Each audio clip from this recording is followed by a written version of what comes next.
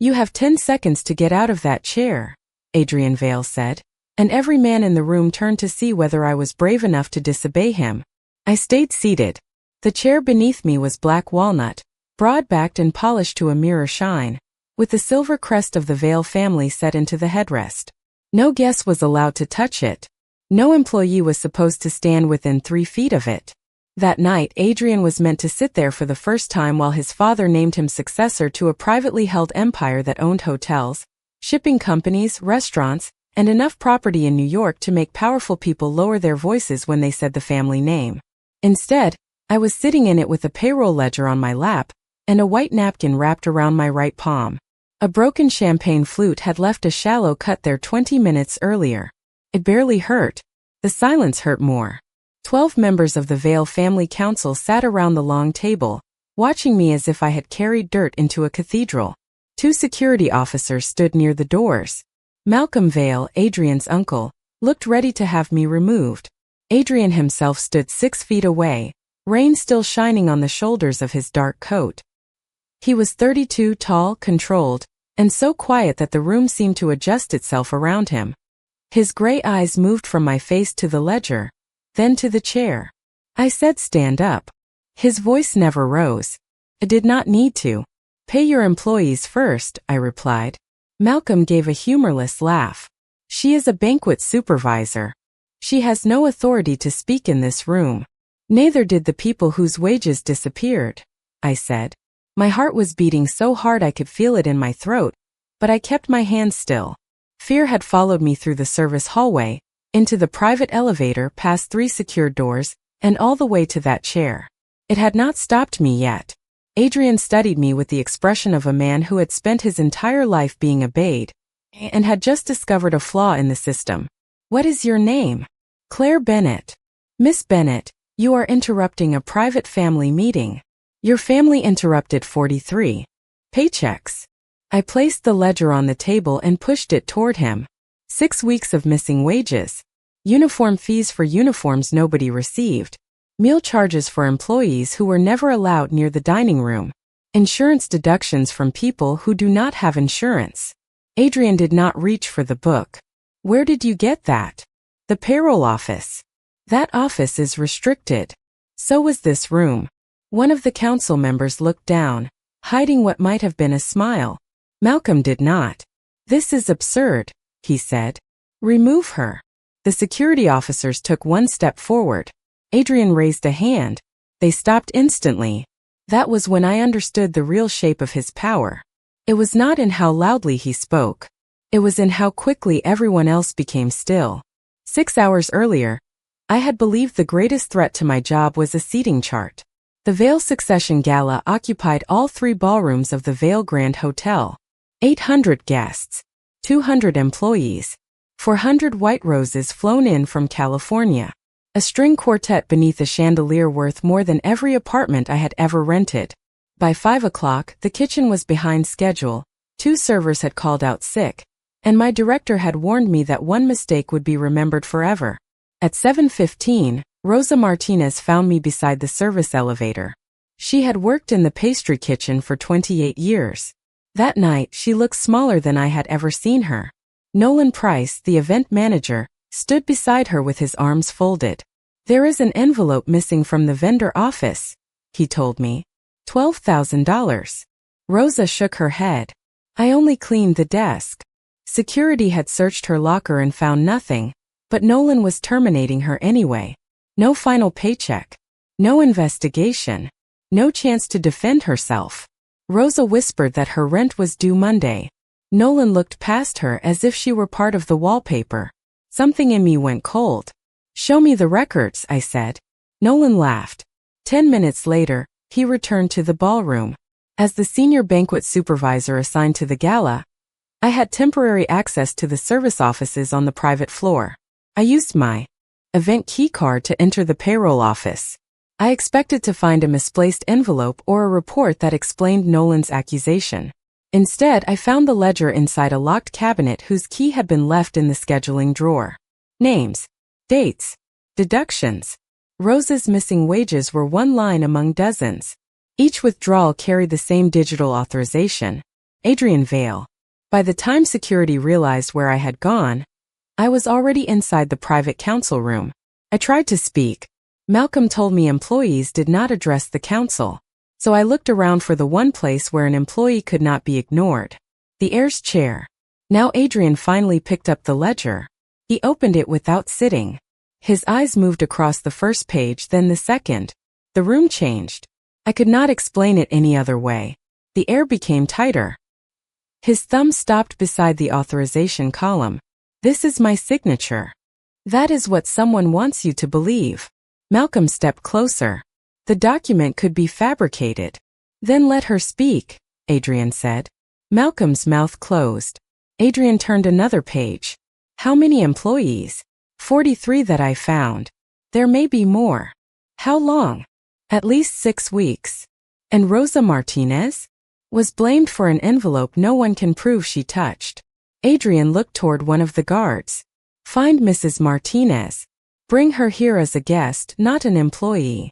The guard left immediately. My breath loosened, but only a little. Adrian closed the ledger and looked at me again. You embarrassed my family in front of its counsel. Your family embarrassed itself.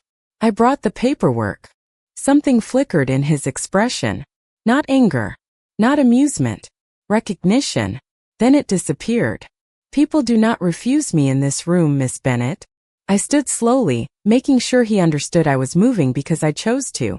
Then maybe this room is why no one tells you the truth. Outside, the orchestra began the music chosen for Adrian's entrance into the ballroom. He did not move toward the door. Instead, he gave another order. Lock the payroll office. Freeze every administrative transfer connected to these accounts. No records leave the building. No one connected to payroll or event finance leaves without Daniel Reed's clearance. Then his gaze settled on me. That includes you. That should have made me feel safe. It did not. Because beyond those doors, someone had just learned that I had placed the truth in Adrian Vale's hands, and whoever had stolen from 43 people was still somewhere inside the hotel. The ballroom music continued beyond the closed doors, bright and elegant, as if nothing inside the council room had changed. Adrian stood at the end of the table with the ledger open beneath his hand.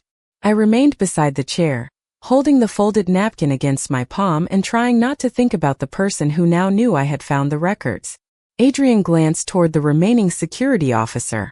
Bring Daniel Reed to me. Quietly. The officer nodded and left. We were alone.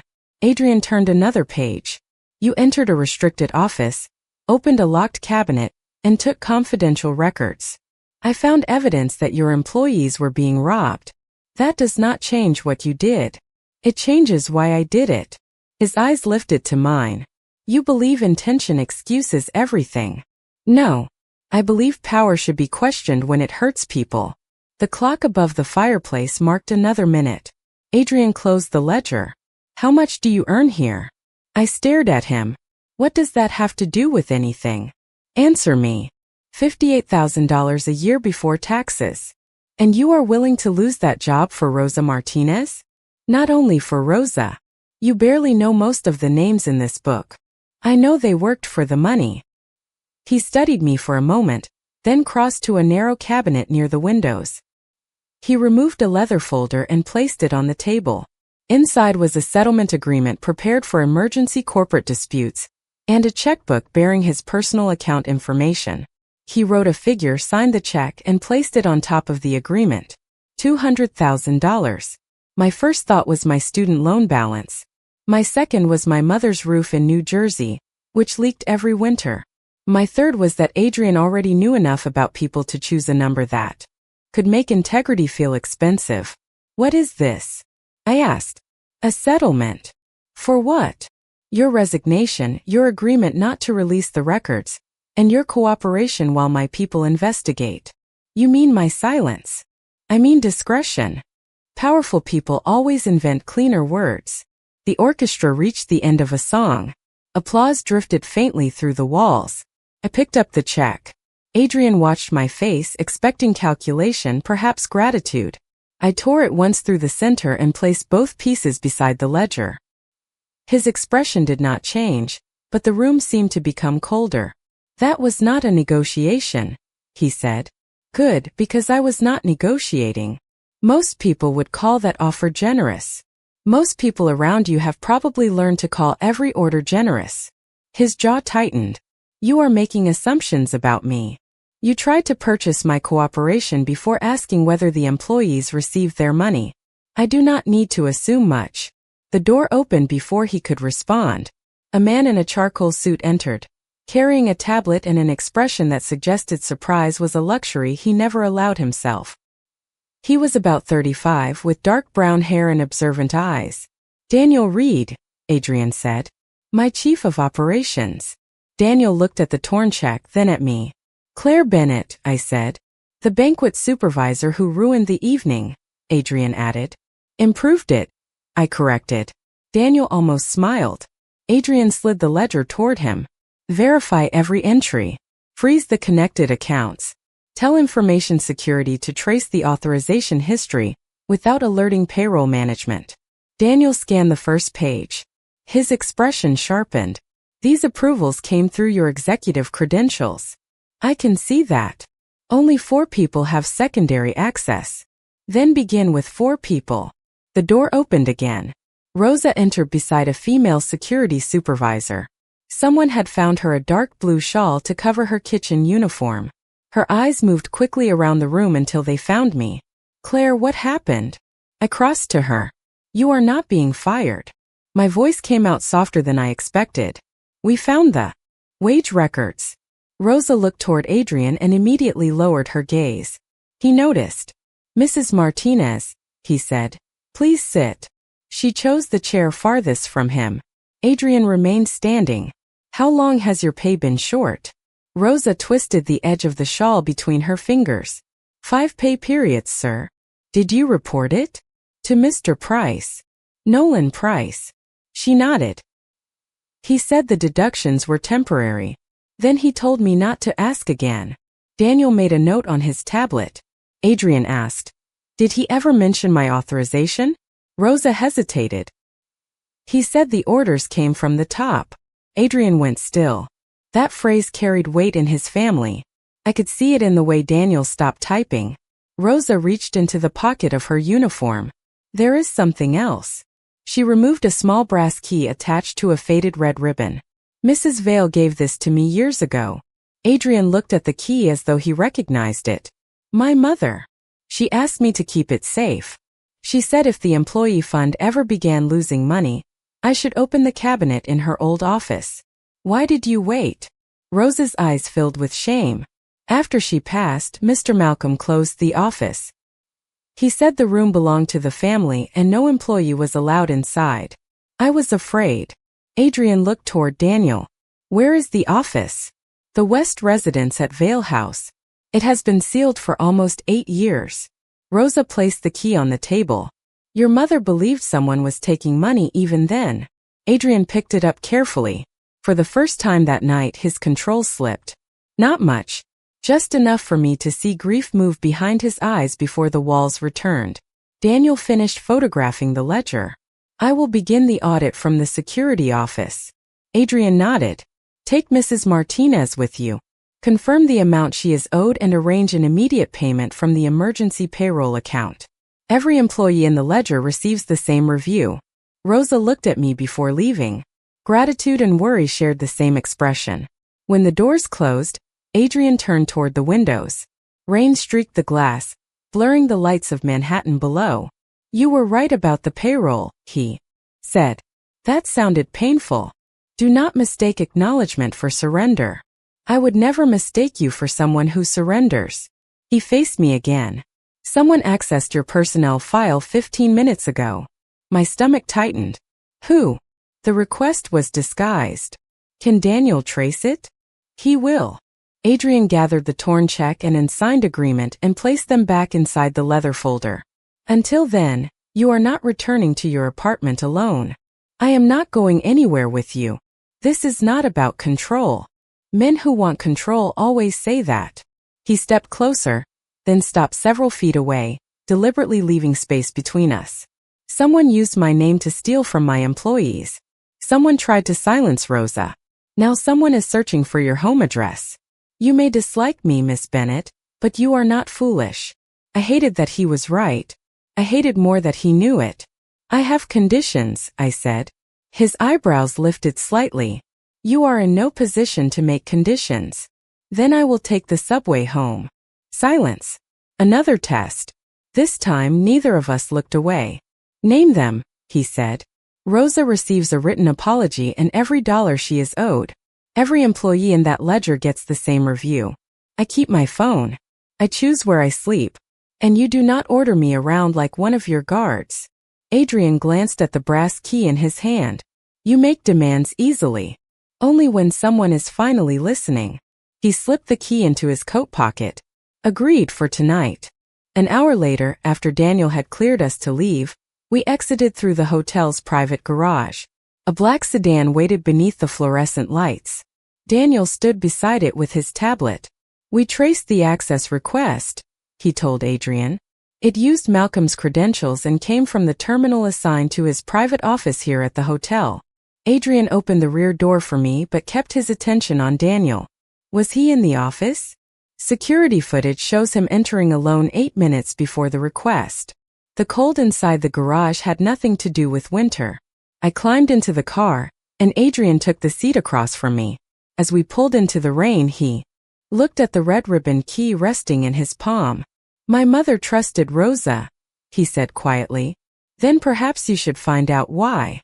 He closed his fingers around the key. Outside, New York passed in streaks of white and gold. We were heading toward a house that had kept one room locked for 8 years. Somewhere inside it, Adrian's mother had left behind a secret, and Malcolm Vale had spent nearly a decade making sure no one found it. Vale House appeared through the rain 40 minutes later, its stone walls rising behind 12-foot iron gates and rows of bare winter trees. I had expected wealth. I had not expected silence.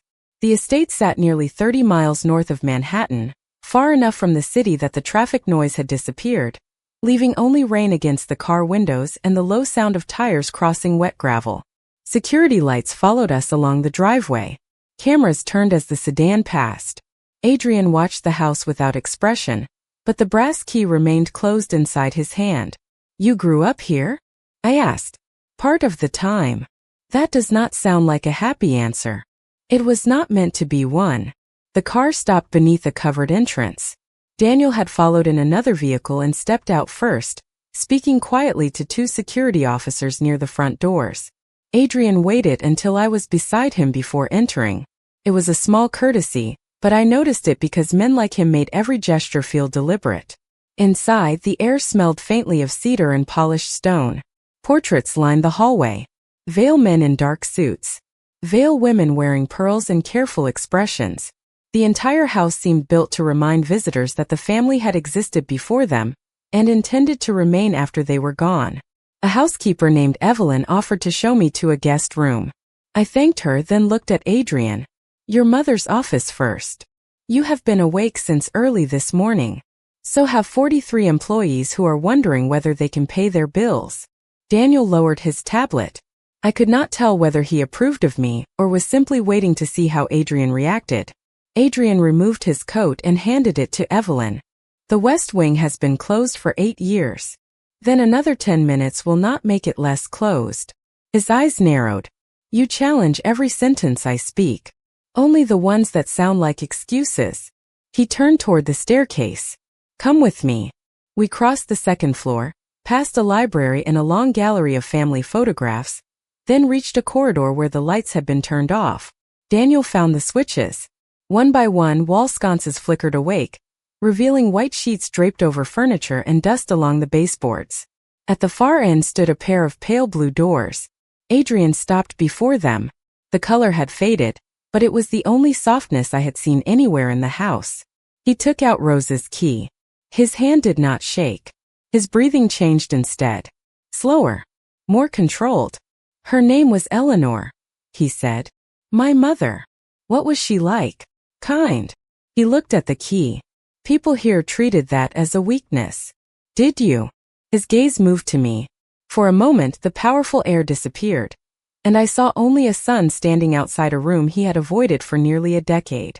I was 17 when she died. I believed whatever my father told me to believe.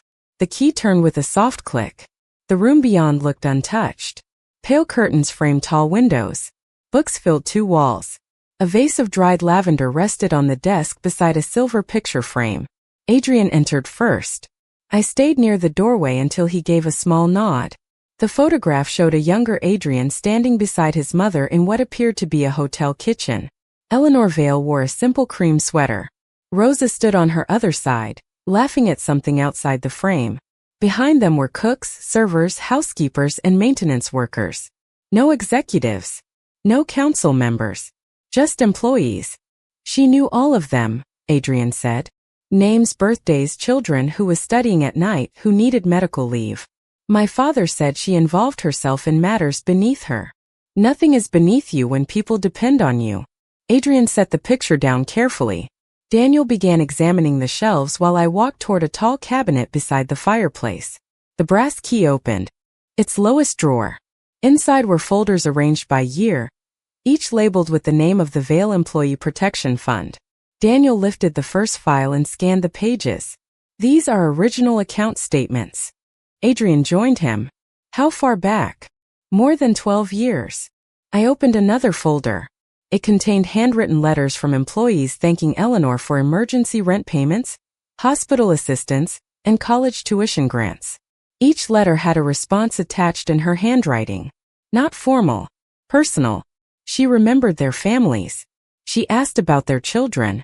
Adrian read one over my shoulder, then turned away before I could see his expression clearly. Daniel placed several statements across the desk. The fund was healthy until the year before Mrs. Vale passed. Then transfers began moving into a consulting account.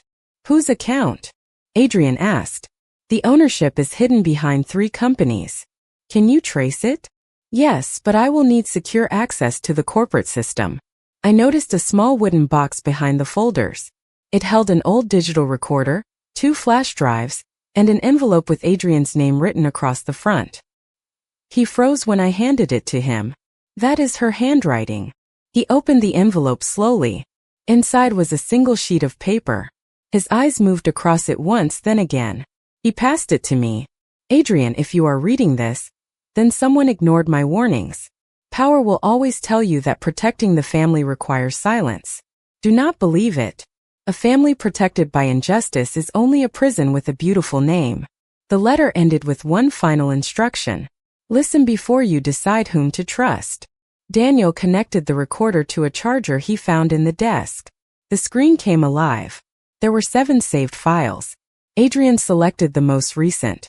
Eleanor's voice filled the room, quiet but clear. She spoke about missing money, false invoices, and pressure from Malcolm to stop asking questions. Then another voice answered her. Older. Male. Calm.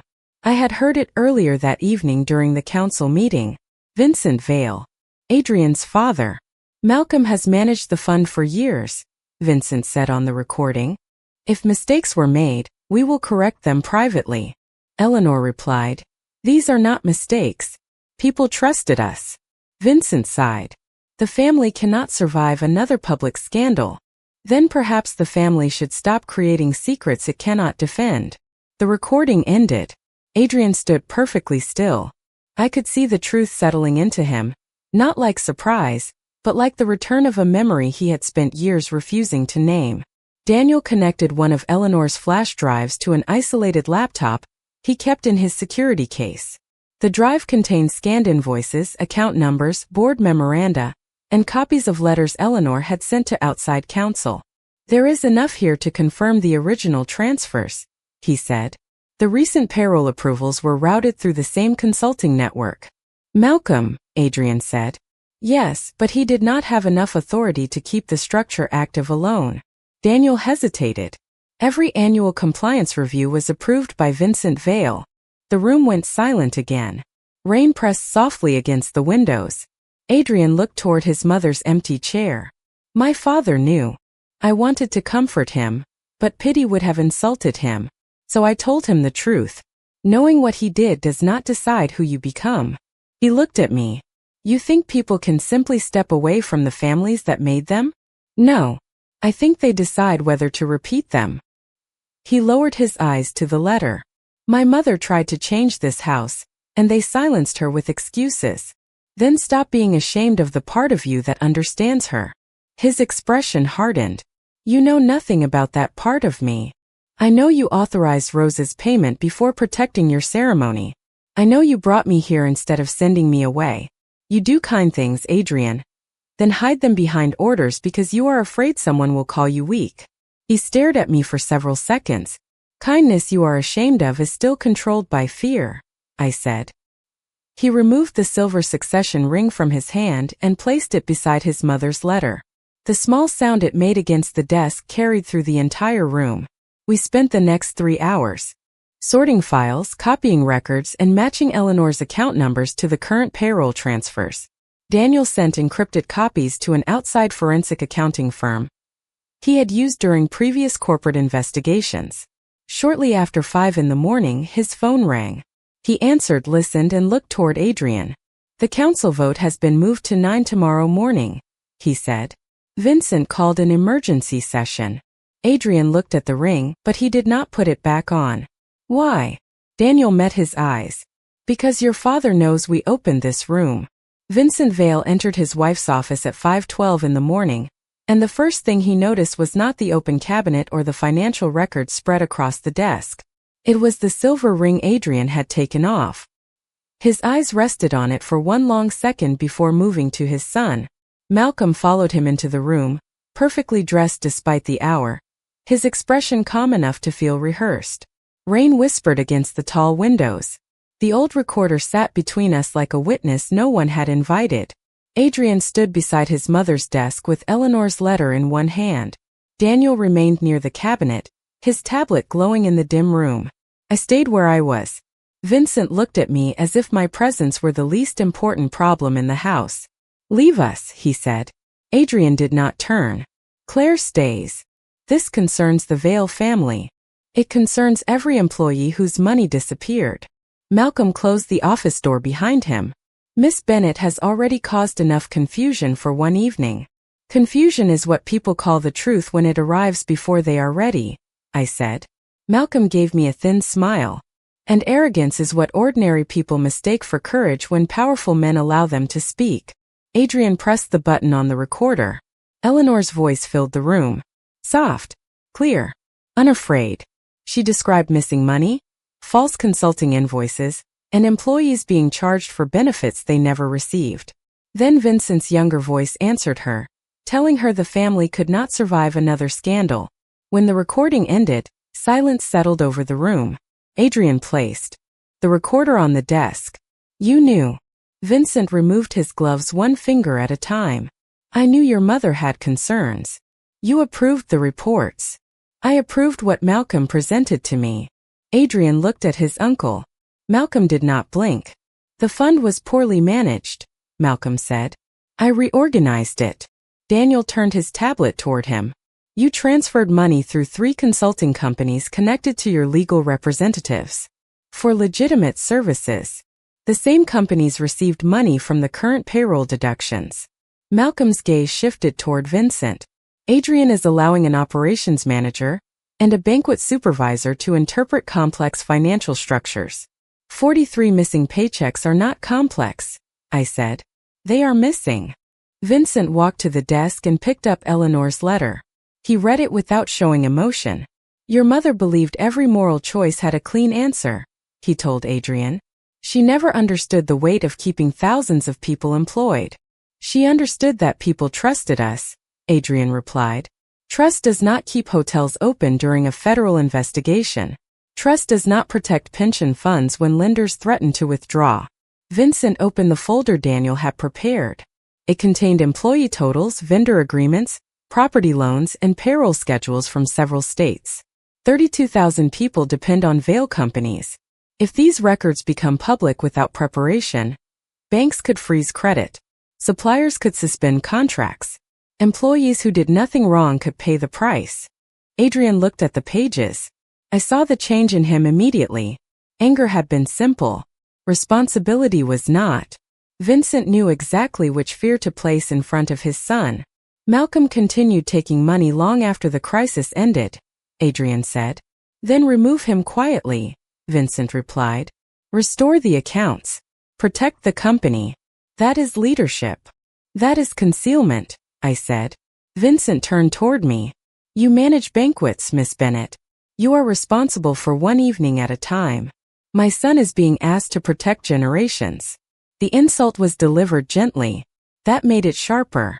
Generations of whom? I asked. Because Rosa Martinez has given this family 28 years, and no one protected her. Malcolm moved toward the desk. This discussion is over. The family council will confirm Adrian at 9 tomorrow morning. The corporate board can ratify the appointment afterward. Once he is successor, we can handle the financial review internally. Adrian looked at his mother's letter again. The last line was still visible beneath his hand. Listen before you decide whom to trust. Daniel, he said.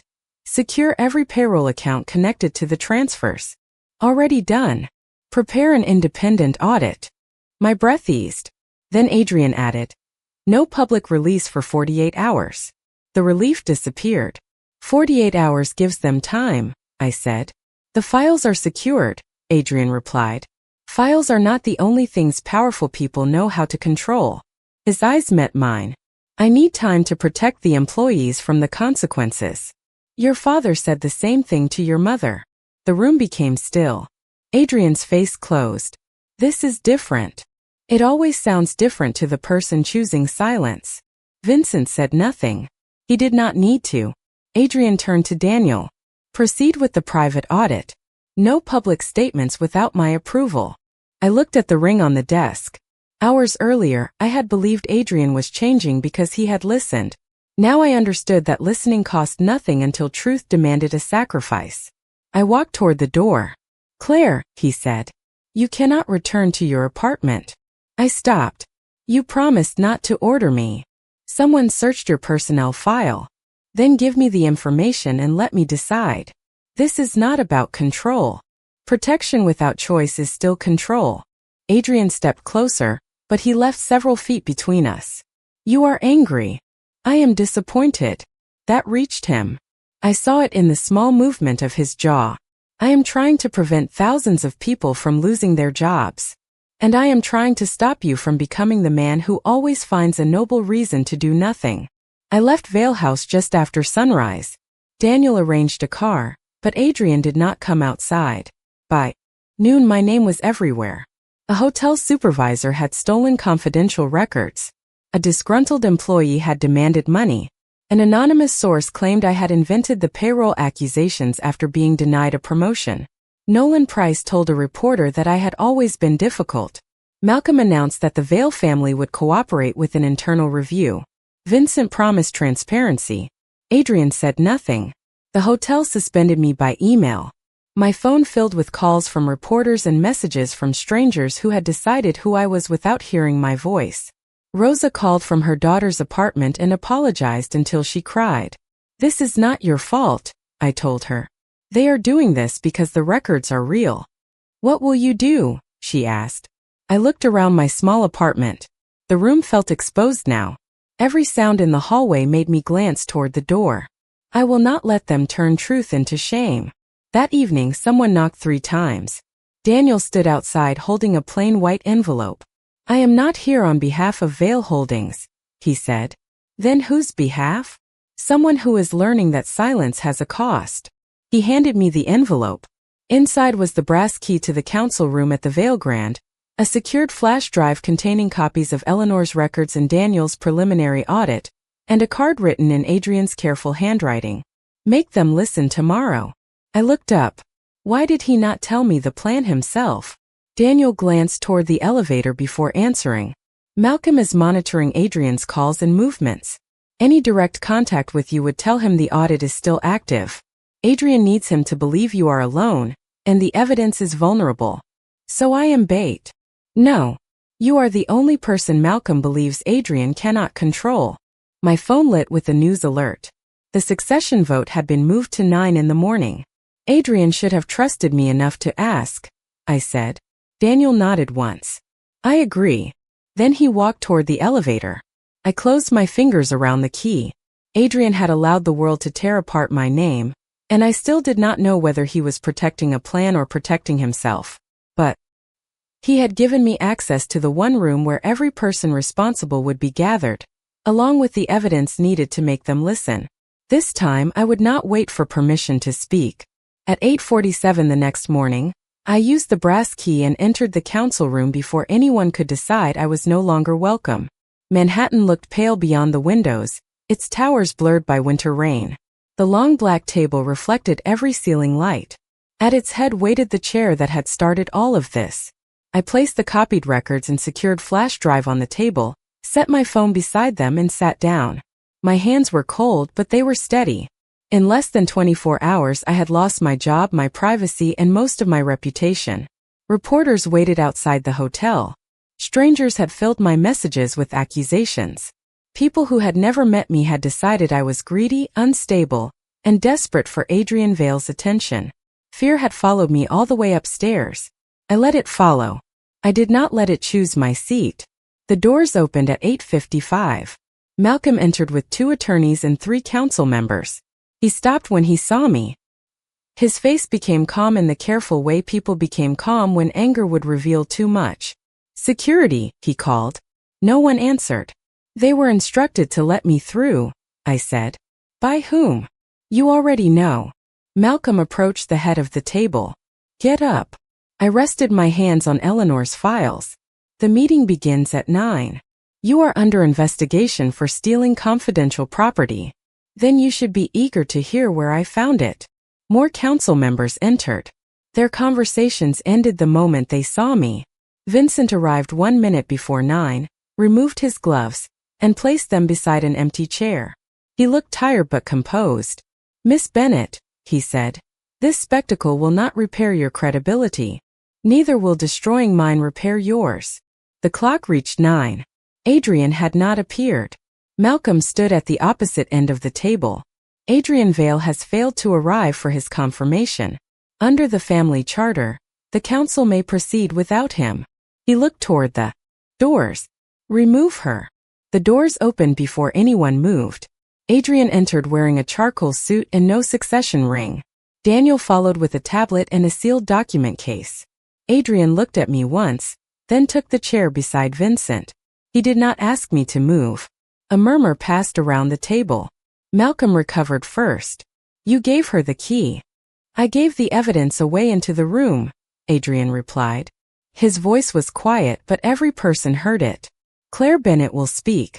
No one will interrupt her." Malcolm leaned forward. "She is a suspended employee. She was suspended after someone released false information to discredit her. Her accusations threaten 32,000 jobs." Adrian turned toward me. "Then the council should know whether they are true. Begin." I told them about Rosa Martinez, the missing envelope, and Nolan Price refusing to investigate. I explained the deductions hidden inside the payroll system. 43 employees. Almost 6 weeks of wages. Uniform charges for clothing never issued. Insurance deductions for coverage that did not exist. Daniel displayed the transfer history on the screen behind me. Every payment traveled through consulting companies connected to Malcolm's legal representatives. Malcolm listened with the bored expression of a man waiting for children to finish a story. "Administrative restructuring," he said when I stopped. "Legal, reviewed, and approved." "Approved through Adrian's stolen executive credentials," Daniel said. "That is an assumption." I opened Eleanor's files. "Your sister-in-law discovered the same structure 12 years ago." The room changed. Several council members sat straighter. Daniel connected the recorder to the room's sound system and played the final file. Eleanor's voice filled the room, followed by Vincent's warning that exposing the truth could damage the family. When the recording ended, no one looked at Malcolm. They looked at Vincent. Malcolm stood. "An old private conversation proves nothing about the current accounts." Daniel opened the document case. At 6:14 this morning, someone submitted a request to erase the archived consulting records. He removed a signed authorization form. The request used your personal verification code. Malcolm's expression tightened. "My office is accessible to staff. Security footage shows you entering alone. The footage can be misunderstood. The transfer instructions cannot," Daniel replied. Malcolm pushed his chair back. This woman has manipulated Adrian into turning on his own family. He pointed toward me. She wants money, status, and a place in this house. Heat rose into my face, but I kept my voice level. You think everyone wants to be bought because that is how you measure loyalty. You have no idea how this family survives. That is the problem. You believe survival excuses everything. Malcolm turned to Vincent. End this now. Vincent remained seated, watching his son. Your mother wanted to release the records, he told Adrian. I stopped her because the company would have collapsed. Malcolm continued taking money after the crisis ended, Adrian said. And you continued approving his reports. Because exposure would have harmed thousands of innocent employees. People do not depend on a company that steals from them, Adrian replied. They depend on the wages they earned. Vincent's voice hardened. You have never carried the full weight of this empire. That was what this vote was supposed to give me. Vincent placed the silver ring on the table. Accept it. Take your seat. Correct the accounts privately. Protect the people who depend on us. That is leadership. Every eye moved to Adrian. This was the moment truth became expensive. He could accept the ring, secure the empire, and promise to repair everything later.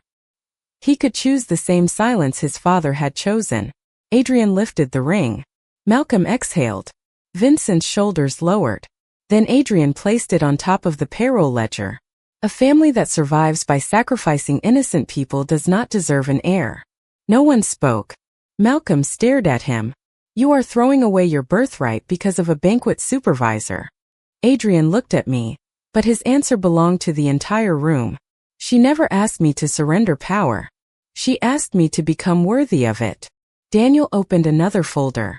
Copies of. The records had already been delivered to independent forensic auditors, outside labor council, the boards overseeing the legal veil companies, and the lenders whose cooperation would prevent sudden harm to payroll. Emergency funds had been placed in protected accounts so employees would continue to be paid while the investigation proceeded. Malcolm's financial access had been suspended by the independent board committee pending review. Vincent had agreed, under advice from outside counsel, to step away from daily operations. Adrian had not been silent because he had abandoned the truth.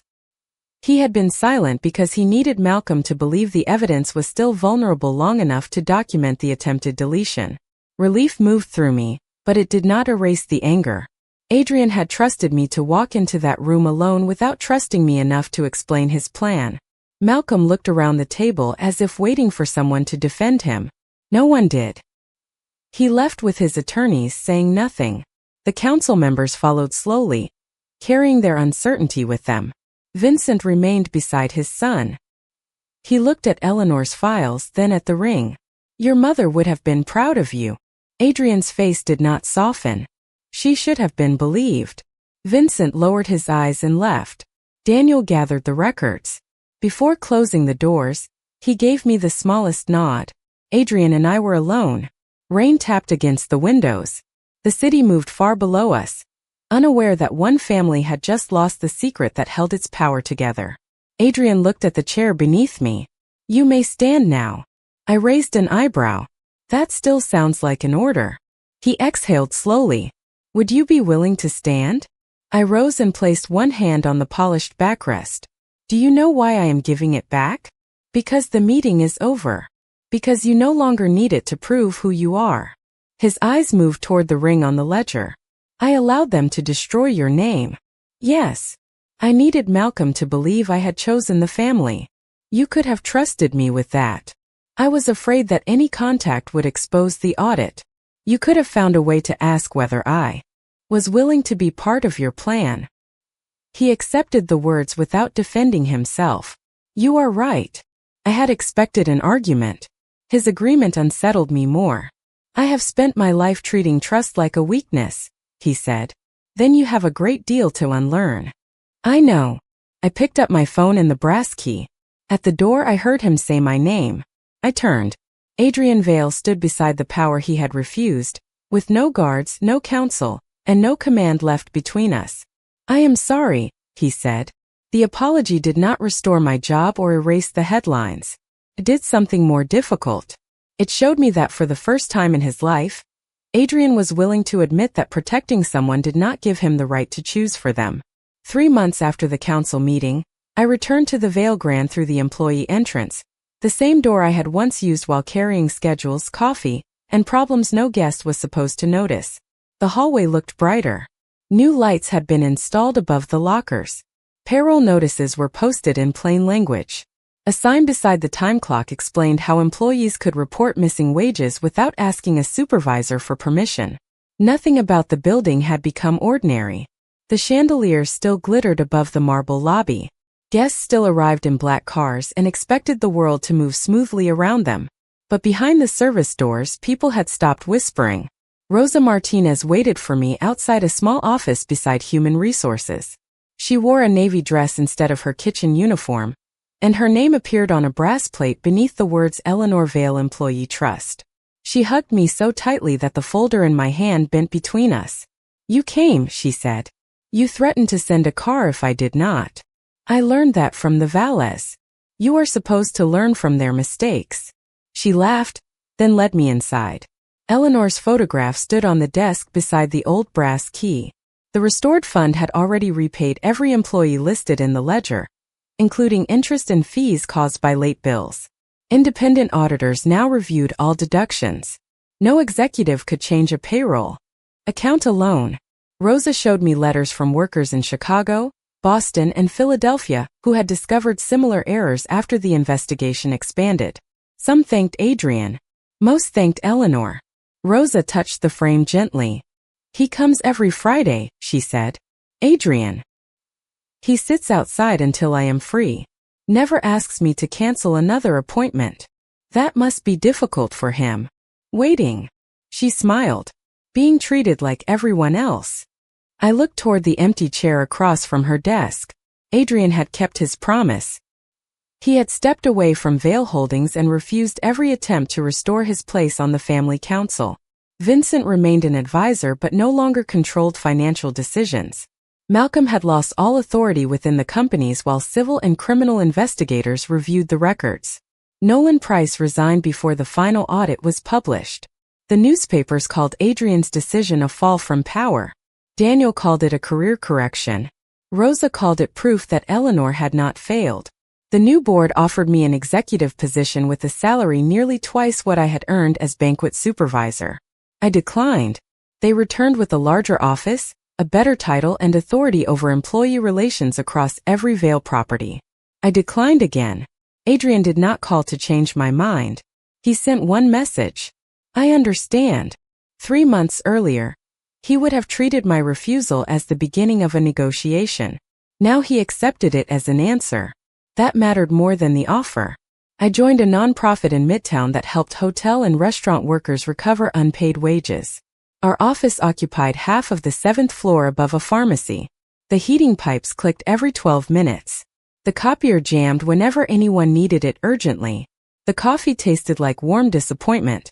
I loved every imperfect inch of it. People arrived carrying pay stubs, schedules, and years of embarrassment. They apologized for asking questions. They said they did not want to appear ungrateful.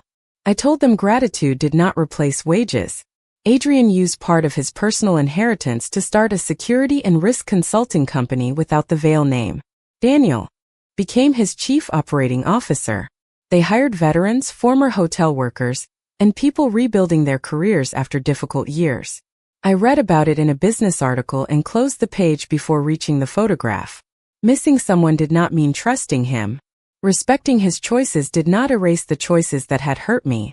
I repeated those truths whenever I thought about the council room, his apology, or the way he had stood beside the ring he refused. Then, on a rainy Thursday evening in March, I stopped at a diner on West 46th Street after work. I chose my usual booth near the window and ordered tomato soup with grilled cheese. The red vinyl seat had a tier along one corner. The jukebox had not worked in years. Nobody inside cared who controlled hotel boards or appeared in the financial news. They cared about hot food, endless coffee, and getting home before the rain became worse. The bell above the door rang while I was removing my coat. Adrian stood beneath it. Rain darkened his hair and shone across the shoulders of a navy coat. He wore a plain gray sweater. No tailored suit. No security officers. No silver ring. He saw me and stopped. For one brief moment I recognized the old instinct in his posture, the expectation that a room would create space before he asked. Then he released it. He walked toward my booth and stopped across from me. "Hello, Claire." "Hello, Adrian." His eyes moved toward the empty seat. He did not touch it. "Is someone sitting here?" I let the silence remain between us. Not to punish him. To make certain he understood that the question mattered. "Not if you remember how this works," I said. A small smile reached his face. "May I sit with you?" I moved my bag. "You may." The waitress appeared and handed him a menu. She called him Honey and asked whether he wanted coffee. His surprise made me laugh before I could stop myself. "Cream?" she asked. "Yes, please," he replied with the seriousness of a man approving a contract. When she left, he looked at me. "You seem happy." "I have work I believe in. Rosa told me." "Rosa tells you too much. She tells me what she believes I need to hear." His coffee arrived. He wrapped both hands around the mug without drinking. Outside, headlights stretched across wet pavement. "I practiced this conversation," he admitted. "That sounds unhealthy. Daniel called it inefficient." "Daniel is usually right. He enjoys that opinion." I waited. Adrian looked down at the steam rising between his hands. "I spent most of my life believing protection meant deciding for other people before they could decide for themselves," he said. "My father called it leadership. Malcolm called it strength. You called it a cage." "Because it was." "I know." He raised his eyes to mine. "I do not want to offer you money, access, or protection you did not request. I do not want your time to become something else I assume belongs to me. I came because I would like to know you outside a crisis. If your answer is no, I will respect it and leave." There was no command hidden inside the words. No promise that refusal would create consequences. Just a question without armor. "What are you asking?" I said. "Dinner. Another day. Somewhere you choose." I glanced at my soup. "You arrived during dinner. Then coffee. You already have coffee." He looked at the mug as though it had betrayed him. I did not prepare for that response. "Good. Why?" Rehearsed men are difficult to trust. The waitress placed my sandwich beside the bowl. Adrian waited while I took the first bite. He did not fill the silence or search for a better argument. For the first time since I had met him, he allowed an answer to arrive without controlling the path it took. "Saturday," I said. "There is a bookstore in Brooklyn with a cafe upstairs." Hope appeared in his expression, quiet and careful. "What time?" 2 in the afternoon. "I will be there. No driver waiting outside." "Agreed." "No security clearing the building." "Agreed."